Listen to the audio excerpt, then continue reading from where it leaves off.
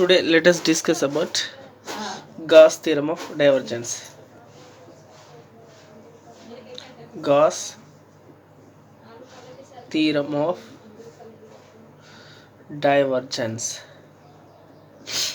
It is important for 12 marks for first semester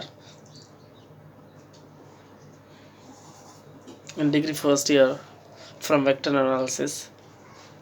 Let us discuss about theorem. The normal surface integration of vector field over the boundary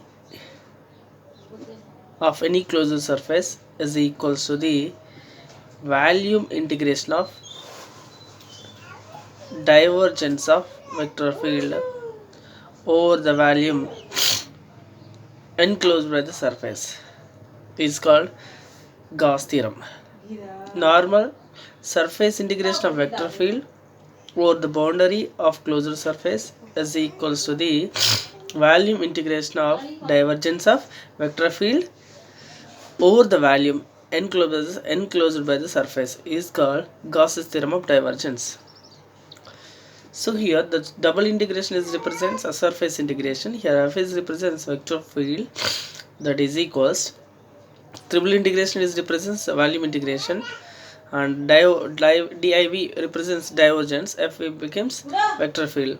So finally we can say that the statement is the normal surface integration of vector field over the boundary of closed surface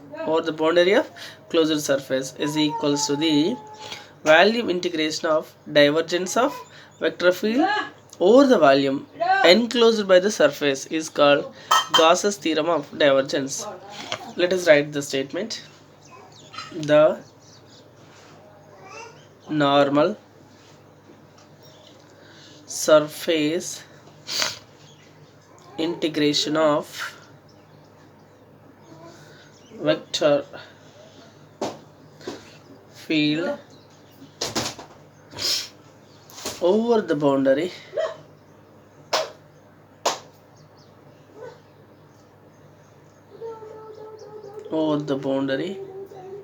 of any closed surface is equals to the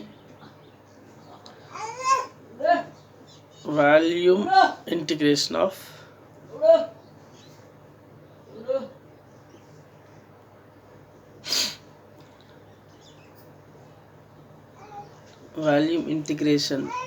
of divergence of vector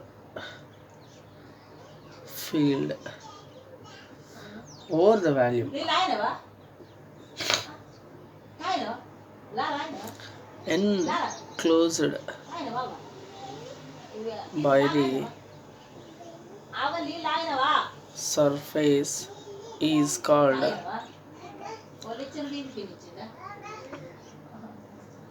Gauss's theorem of divergence. Again, I would like to write that statement here. Yes, f dot ds is equals to the volume integration of divergence of vector field over the volume. Obviously, we can write this as surface integration of volume integration of divergence of f into dv. Let us prove it. Let us consider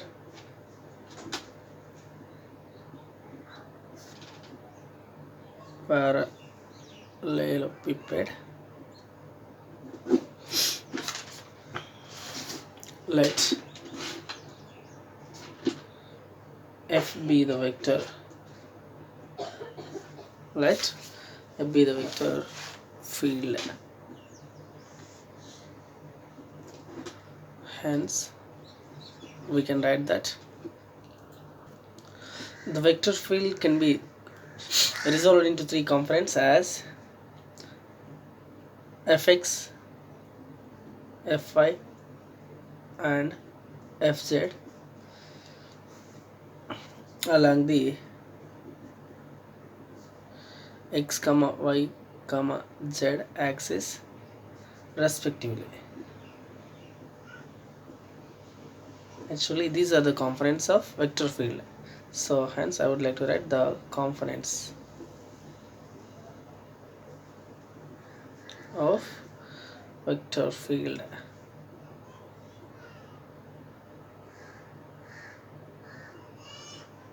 Can be three components as fx, fy, fz, right along this.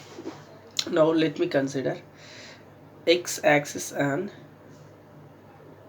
fx, y axis on fy, z axis on fz, which is equals to the, let me write, fi dx into fx dou by dou y into fy dou by dou z into fz. I would like to write here. So we have to consider volume integration of this. For that is a requirement. We have to take dx, dy, dz. Here we have to take dy, dz, dx. Here we have to take dz, dx and dy. So there are three equations. First of all, we have to add above three equations. So sum of the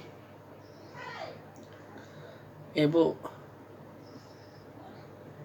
three equations can represent surface integration. Hence surface integration of f dot ds is equals to, we have to add, so dou by dou x fx dx dy dz plus dou by dou y fy dy dz dx plus dou by dou z fz dz dx dy.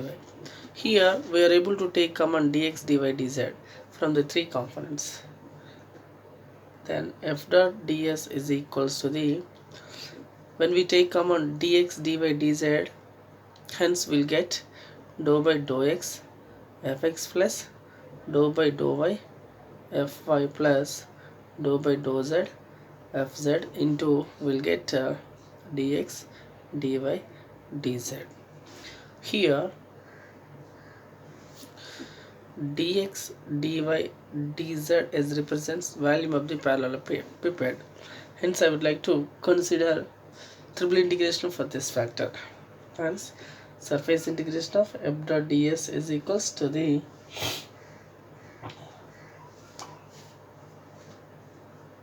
so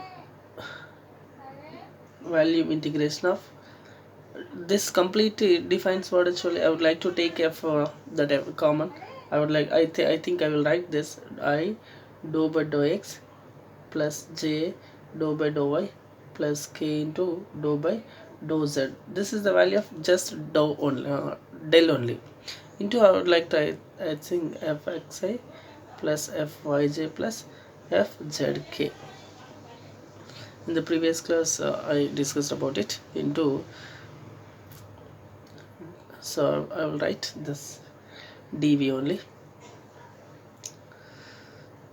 Let me write dv, hence I will write dv.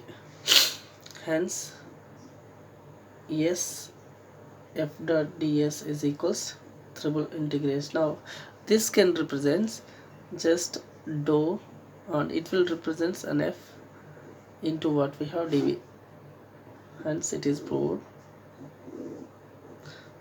where del can represent I dou by dou x plus j dou by dou y plus k into dou by dou z.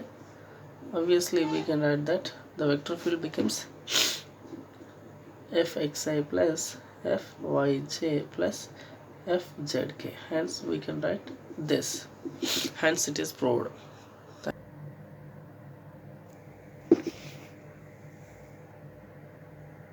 Thank you for watching this.